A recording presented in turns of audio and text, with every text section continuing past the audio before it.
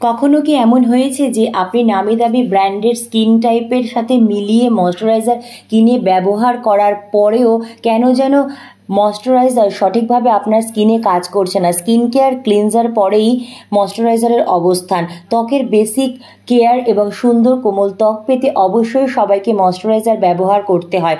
তবে প্রায় দেখা যায় ময়শ্চারাইজার ব্যবহার করতে গিয়ে আমরা এমন কিছু ভুল করে থাকি যে কারণে ময়শ্চারাইজারের কার্যকারিতা কমে যায়। আজকের ভিডিওটিতে আমরা জানবো 3টি কমন ময়শ্চারাইজার মিস্টেক সম্পর্কে যা ত্বকের ক্ষতির কারণ হতে পারে।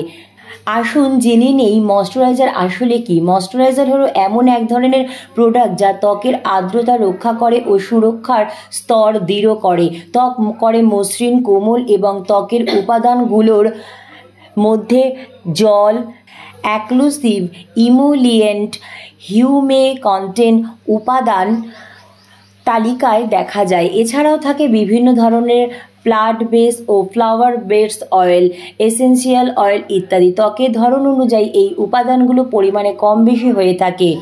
হিউমেকটেন্ট মূলত ত্বকের আর্দ্রতা বজায় রাখে।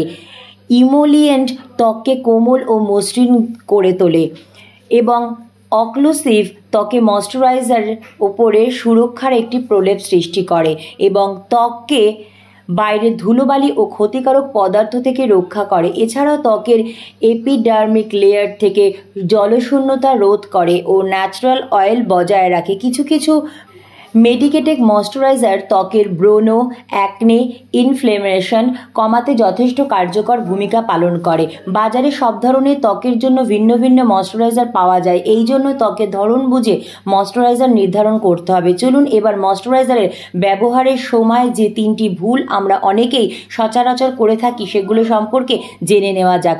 অপরিষ্কার ত্বকে কখনোই ময়শ্চারাইজার ব্যবহার করা উচিত নয়। অপরিষ্কার ত্বকে বিভিন্ন ধুলোবালি, ময়লা ও ব্যাকটেরিয়া থাকে। এগুলো ত্বকের এপিডার্মিক লেয়ারের উপর অবস্থান করে এবং পোরসের মুখ বন্ধ করে ফেলে। অপরিষ্কার ত্বকে ময়শ্চারাইজার ব্যবহার করলে ময়শ্চারাইজার এই ধুলো বালির লেয়ার অতিক্রম করে ত্বকে সঠিকভাবে পৌঁছাতে পারে না। ময়লা, ধুলোবালি, ব্যাকটেরিয়া ইত্যাদির সাথে ময়শ্চারাইজারের অয়েল বেসড উপাদান যুক্ত হয়ে পোরসকে ব্লক করে ফেলে, যার কারণে অ্যাকনির পরিমাণ বেড়ে যেতে পারে। এছাড়াও অপরিষ্কার ত্বকে যে কোনো স্কিন কেয়ার প্রোডাক্ট ব্যবহার করলে তা ভালোভাবে কার্যকর হতে পারে না, বরং ক্ষতিকর প্রভাব ফেলে। সুতরাং ত্বককে ভালোভাবে পরিষ্কার করে তারপরে ময়শ্চারাইজার ব্যবহার করা উচিত। হাত পরিষ্কার না করে কখনোই ময়শ্চারাইজার ব্যবহার করা উচিত নয়।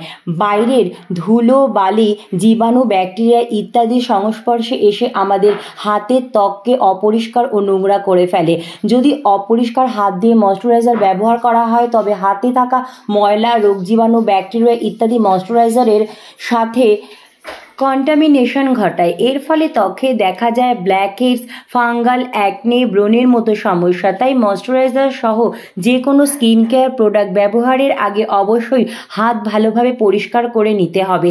ময়শ্চারাইজার ব্যবহার করা অনেকেই আছেন যারা ময়শ্চারাইজার হয় অতিরিক্ত পরিমাণে ব্যবহার করে ফেলে অথবা খুব কম পরিমাণে ব্যবহার করে ফেলে। দুটোই ত্বকের জন্য খারাপ। শুষ্ক ত্বকে যারা অনেক সময় ত্বকের শুষ্কতা কাটানোর জন্য প্রয়োজনের তুলনায় অতিরিক্ত ময়শ্চারাইজার ব্যবহার করে ফেলেন, এতে আসলে কোনো লাভ হয় না। তাই শুষ্ক ত্বক যাদের, তারা একটি হাইড্রেটিং সিরাম ব্যবহার করতে পারেন, কারণ প্রয়োজনের তুলনায় অতিরিক্ত পরিমাণে ময়শ্চারাইজার ব্যবহারে ত্বক অতিরিক্ত তৈলাক্ত হয়ে যায় এবং পোরস ক্লগ হয়ে যাওয়ার মতো সমস্যা দেখা দিতে পারে। ঠিক তেমনই প্রয়োজনের তুলনায় কম পরিমাণ ময়শ্চারাইজার ত্বকে ব্যবহার করা হয় তবে নানাবিধ সমস্যা দেখা দিতে পারে।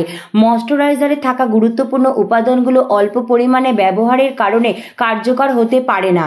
এছাড়া ত্বকে হাইড্রেশনের ঘাটতি দেখা দিতে পারে। সুতরাং ত্বকে ময়শ্চারাইজারের সঠিক পরিমাণে ব্যবহার করা অত্যন্ত জরুরি। কপালে, নাকের উপরে, 2 গালে এবং চিবুকে অল্প পরিমাণে ময়শ্চারাইজার লাগিয়ে আঙুল দিয়ে ড্যাব ড্যাব করে ব্যবহার করুন। আশা করি এইভাবে আপনারা যদি ময়শ্চারাইজারের মিস্টেক এড়িয়ে চলতে পারেন তবে ময়শ্চারাইজারের কার্যকারিতা আপনারা খুব ভালোভাবে লক্ষ্য করতে পারবেন।